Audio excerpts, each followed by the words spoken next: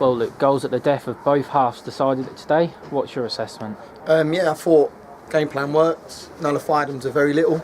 You understand, we come here last year and they absolutely opened us up. I thought they were magnificent in their performance. So we had a mindset that we had a plan A, plan B, good possession, bad possession. We felt that we implemented it superbly up until the 46th minute, and then like Saturday, try and concede from a throw-on, a restart, don't follow our man. And I've got to look back at the goal because I think I've questioned the goalkeeper, I've questioned Manny Parry on the incident, and I said, look, I'll reassess it, I'll have a look at it, and if I'm wrong, I'll hold my hands up. But on first reflection, weren't good enough. We then go and knock on the door a couple of times. Manny Parry heads it, Mannion pulls off a great save, one fizzes across the face of the goal.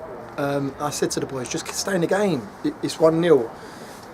You look at what we did at Maidstone, what we did at home to Halifax, and if you nullify them to a clean sheet in the second half, you're always in the game. And I felt that we knocked on the door late on, and we go and get the goal from Dave Stevens, and we look like the team going to go and win a tie. So without taking a point at the start of the game, 1,000,000%, it's another point to our target, and they're not an easy side to play against. They make the pitch very expansive, and you exert a lot of energy when playing against them. So for me, over the moon.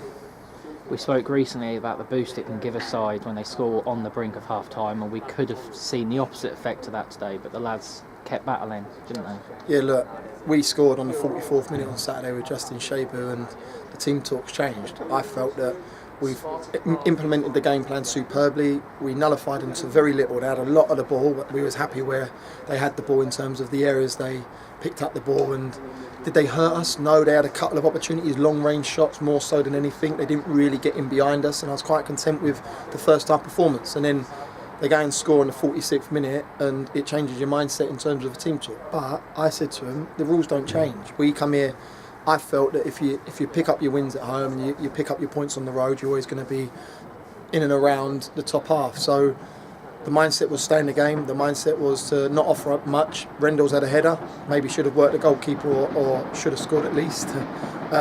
In terms of Ronaldinho's had a chance, left-hand channel a couple of times, and we've not nullified him. Ryan made a save in the first half, could have trickled over the line, second half, and it could have trickled over the line, but we nullified them to a couple of opportunities, and for me, I think we've got our just rewards for our second half performance. We looked like we was on the front foot, change of shape, which helped us. Different personnel in different areas, got a bit of legs and a ball carrying in wide areas with Sorba Thomas. So yeah, I was happy in terms of the return the second half. Just in the move before David Stevens scores, Will Mannion's pulled off a fantastic save to deny him. There must have been a lot of people in the ground who thought that was it, but not us. No, listen, you have to go to the last minute. You look at how long does it take to score a goal? 1 second. 1 second to score a goal, and for me, yeah, you got to keep plugging away. If you have the character to go and keep plugging away in the manner in which we did, I feel that you're always going to be in a game. And yeah, we shuffled the pack slightly, brought the two boys back up top. We changed the shape with 15 to play, put Shabu on, who I thought was instrumental in us getting a point, and Sorba just behind him. So now, as a fullback, you've got 2 bits of pace, 2 bits of power running at you. So yeah, I'm happy that we've gone and got ourselves a point. I think it was a fair reflection on the game. I thought it was a nothing game. I didn't think both sides had opportunities to really go and take a good lead, but for me, we've come to Aldershot. They were in and around the playoffs last year, finished in terms of the playoffs, got to the quarter-final, and we've come here and we've taken a point.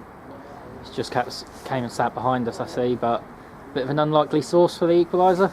Dave Stevens, yeah, I think that he's got a hammer foot, so he's right for the fact that he's taken a touch with his right and probably powder puffed it with his left in and around the goal. I think the keeper, if he hits it clean, I think the keeper saves it. He's gone for more of a power shot. He's in and around his body there, and he's trickled under his leg. So, look, I'll take any goal at that time. You think when the 6 minutes goes up and you go and score within the 2 minutes of the injury time, and in fairness, I'm thinking, do we shut up shop or do we try and go for it? And we looked like a team that was going to go and win a fixture, and we fizzed one across the face of the goal with Shakesy late on, and Sorba's had a half chance. But look, I think it was a fair reflection, in all honesty, a point for both sides.